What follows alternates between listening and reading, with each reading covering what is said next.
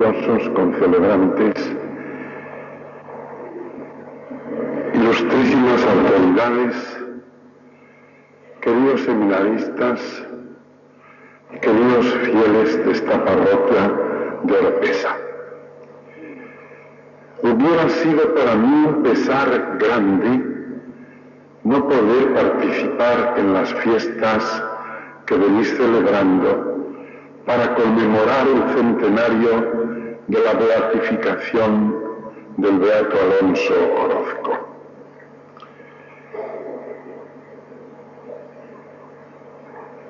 Yo muchas veces he venerado sus restos en Valladolid, en el colegio de los padres agustinos filipinos, donde descansaron hasta hace pocos años, en que fueron trasladados a Madrid.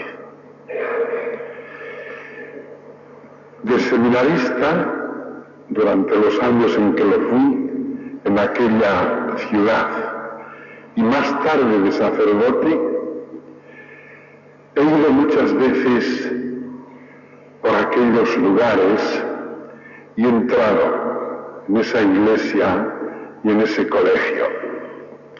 Me honraba con la amistad de algunos padres agustinos. Y a partir de cierto momento en que es lógico que los conocimientos permitan saborear hechos de la historia de la Iglesia de España, tuve la fortuna de poder considerar, gracias a las lecciones que recibí de mis maestros, la fortuna, digo, de poder considerar al beato Orozco como uno de los grandes maestros de la vida espiritual. Y ahí estaban sus restos, trasladados un día como consecuencia de situaciones políticas alteradas, cuando hubo persecuciones contra las órdenes religiosas, etc., desde la capital de España. Que no encontraron refugio en aquel colegio que, por estar dedicado a la formación de misioneros, pudo lograr más fácilmente ciertas tolerancias por parte de los gobiernos entonces hostiles a la Iglesia. Y allí recé. Por eso, cuando vuestro párroco me invitó a participar en las fiestas, sentía mucho que por la mecánica de las fechas me viese obligado a decir que no, si necesariamente tenía que ser en tal o cual día del calendario. Yo mismo sugerí, si lo trasladáis a esa fecha del 22 de enero, iría con mucho gusto.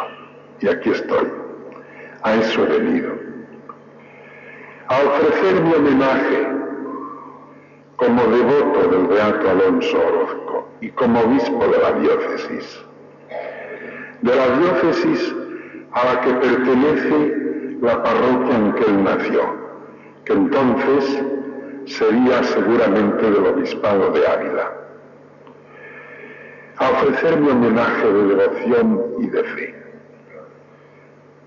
a estar un momento con vosotros y bendeciros, y alegrarme una vez más de lo que es el tesoro de la fe, transmitido siglo tras siglo en la vida de nuestra Iglesia española, por medio de la predicación de la palabra de Dios y de los ejemplos de los santos.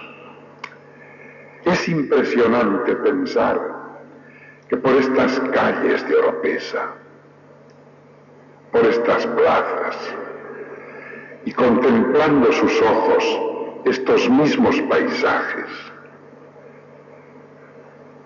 hace un número determinado de años corriera un niño como uno cualquiera de estos que están aquí, llamado Alfonso, y que hoy nos encontremos ofreciéndole nuestra devoción y buscando su patrocinio. Tengamos en primer lugar un recuerdo para alguien que tuvo importancia definitiva en su vida, su madre. Porque fue su madre la que quiso ofrecerle a la Virgen María apenas nació, y la que quiso que se llamara así en memoria de San Ildefonso de Toledo, el santo capellán de la Virgen María. ¿Cuántas veces es una madre buena la que marca el destino de un hijo para siempre? Alguna fuerza hay que Dios contempla con amor especialísimo en las madres que dan la vida. Alguna fuerza que ellas solas saben transmitir con su espíritu y con esa capacidad misteriosa interior que ellas solas tienen. Sería una mujer digna, honesta, honradísima por sus buenas costumbres, fervorosamente cristiana, como era normal entonces en la vida española. Vivía aquí con su esposo, tuvo 3 hijos, murieron, le nace este, y preocupada ante esa posible suerte de desgracia que podía de nuevo sobrevenir, le ofrece a Dios, le ofrece a la Virgen María y pediría con lágrimas en los ojos que al menos aquel vástago se le conservase, ese hijo que acababa de nacer, y que ella le ponía desde entonces en manos de María Santísima. Ya está ahí actuando la fuerza del amor y de la fe. Y Dios escuchó esa plegaria. Y desde ese instante aquel niño va marcado con la estrella de un destino singular que ha de ponerse de manifiesto muy pronto, primero en su niñez aquí, ayudando en el altar, como podían ayudar y pueden hacerlo estos acólitos hoy. Luego en Toledo, como seise de la catedral, hasta que ya en el inicio de su juventud se traslada a Salamanca para realizar sus estudios y, conmovido por los ejemplos y la predicación de Santo Tomás de Villanueva, un día decide entrar en la Orden de San Agustín. Aquí están los padres provinciales de España, de esta orden. Para ellos quiero tener, junto con mi respetuoso saludo, también la manifestación del honor y la honra que nos merece a todos una orden que ha dado a la Iglesia hijos tan insignes. Ya conocéis el resto de su historia. La muerte de su hermano Francisco, que también iba a ser religioso, y el progreso incesante que el beato Alonso va adquiriendo por los caminos de la virtud en los diversos cargos. Siempre humilde y penitente, siempre fervoroso en su oración, siempre entregado a las tareas de gobierno que le encomiendan con una dedicación insuperable en que conjuga la caridad y la prudencia. Siempre afanoso de llevar al pueblo sencillo el conocimiento y el amor de Dios. Él hubiera podido ocupar cualquiera de las cátedras de Salamanca de entonces y prefirió ser un predicador del pueblo, aunque precisamente por su humildad y porque Dios exalta y eleva a los que quieren ser humildes, llegó a ser un predicador de los reyes de España. Por todas partes Este hombre fue predicando la verdad de Cristo con elocuencia sin igual, con fervor insuperable. Sus sermones eran pura oración, a la vez que reflexión intelectual. Nacían del coloquio con Dios. Los escribía, los había meditado, los había expuesto y desarrollado largamente, y cada uno de ellos puede ser un tratado de vida ascética y mística que puede aleccionar a cualquier lector de hoy, del mismo modo que conmovió a cualquier oyente de ayer.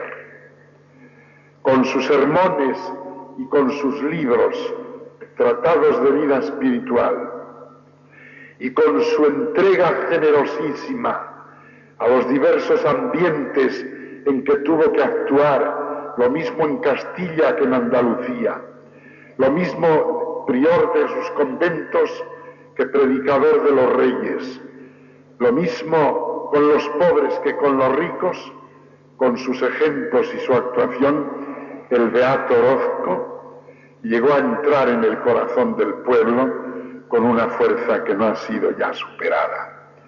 Debió de ser inmensamente popular aquel hombre. No podía andar por las calles de Madrid, porque le asaltaban literalmente. Los unos para pedirle el favor de su valimiento, otros una limosna inmediata, y muchos para besarle la mano. Y cuando no pudieron besarle sus manos, contentarse con besar la correa de su hábito.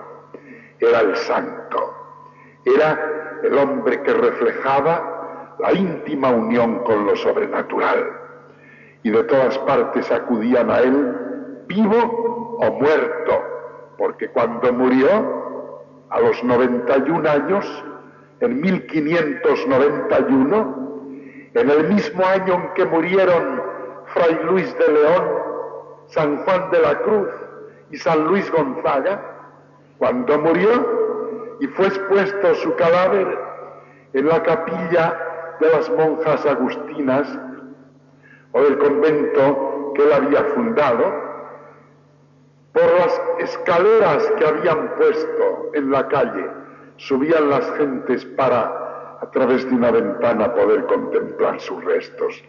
Y dicen los cronistas que el que puso esas escaleras ganó mucho dinero, de tanta gente como se acercó, dispuesta a pagarlo, para poder contemplar por última vez a aquel a quienes en otras ocasiones habían podido mirar yendo por las calles o estando en el templo como un reflejo de la vida celeste.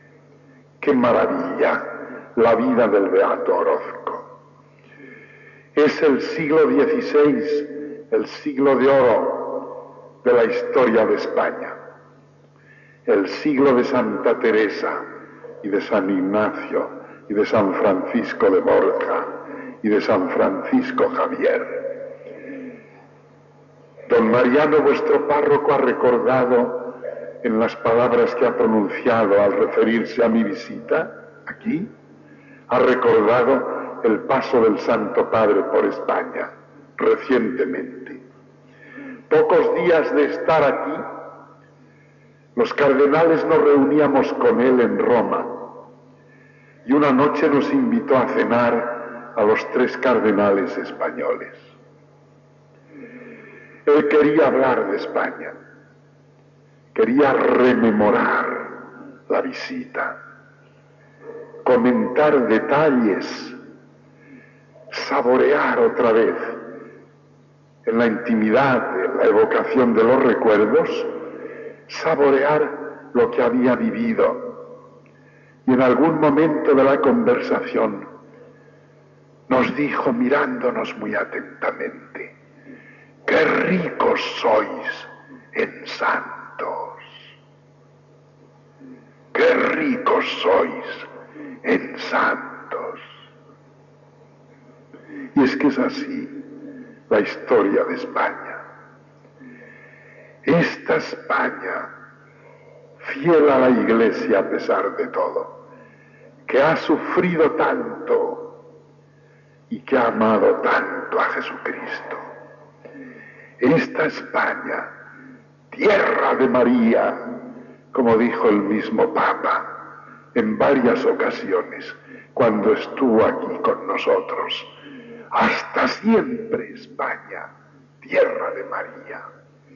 Esta España de San Ildefonso de Toledo, el cantor de la virginidad de María, el que establece los fundamentos de la doctrina que después se llamaría de la esclavitud mariana. Esta España del beato Alonso de Orozco, a quien su madre le impone ese nombre pensando precisamente en ese otro cantor de María Santísima, Ildefonso de Toledo. Esta España de la fe heredada, transmitida, más que con el esfuerzo de los predicadores, o por lo menos tanto como con ese esfuerzo, con la fe de las madres buenas,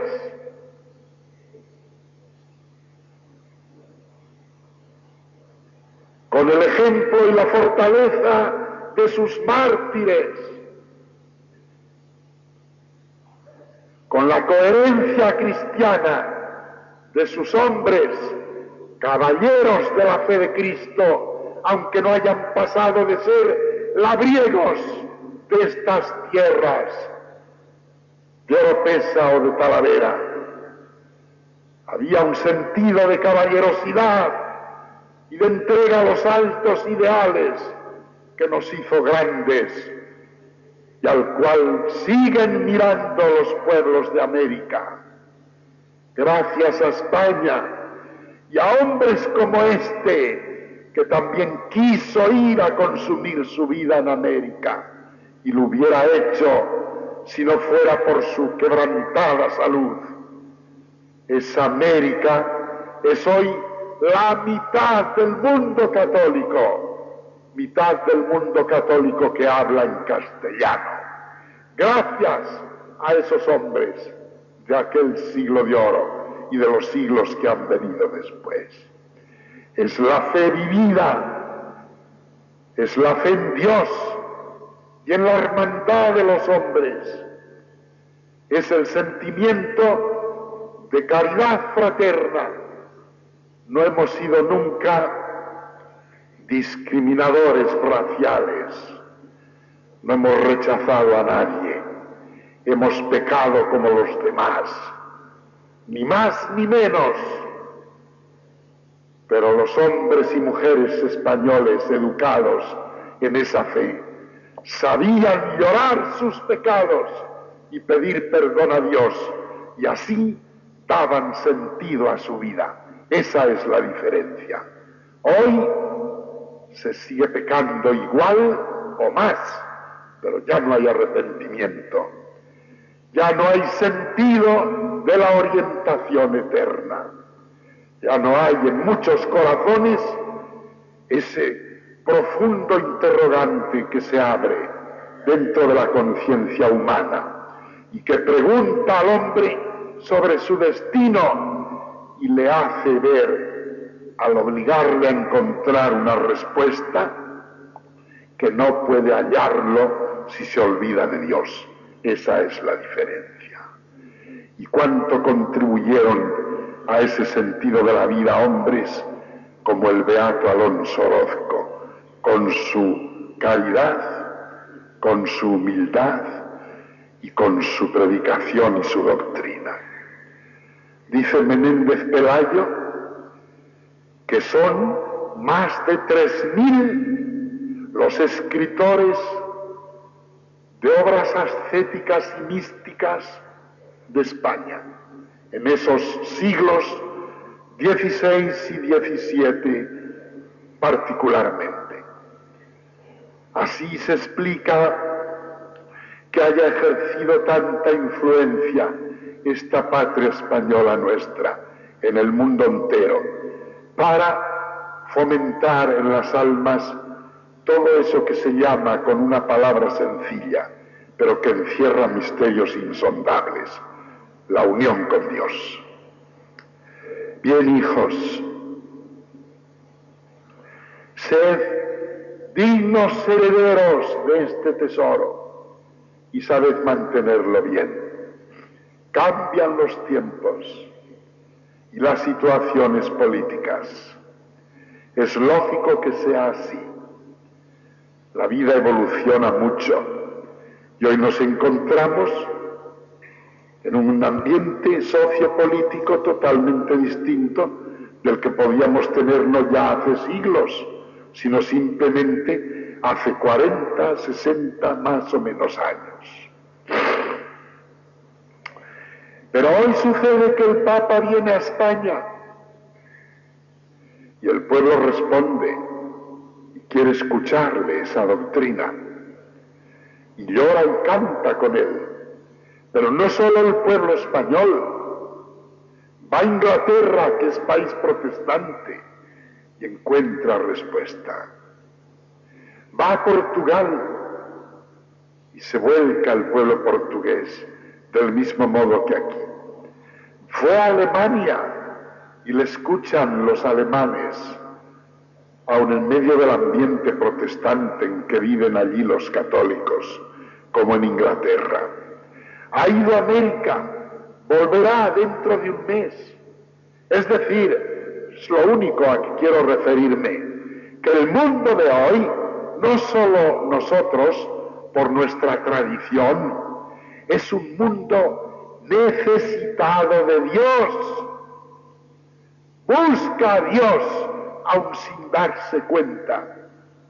Y por eso este hombre mueve las muchedumbres, no va a predicar nada nuevo, no va a ofrecer soluciones políticas, no hace discursos culturales, no lleva soluciones económicas, lleva el catecismo, lleva el evangelio, lleva el mensaje de Cristo. Este es el tesoro, tan apreciado y tan valioso, que en el mundo entero se mueven las manos de los hombres queriendo poseerle. Luego no lo perdamos. Es ahí a donde quería llegar. No lo perdamos, hermanos, madres de familia, las de hoy como las de ayer. Cambian las costumbres, que no cambie el corazón para amar con los grandes amores con que han amado siempre las mujeres cristianas, buenas novias, buenas esposas, madres santas. Cambian las costumbres, que no cambien los hombres en su juventud generosa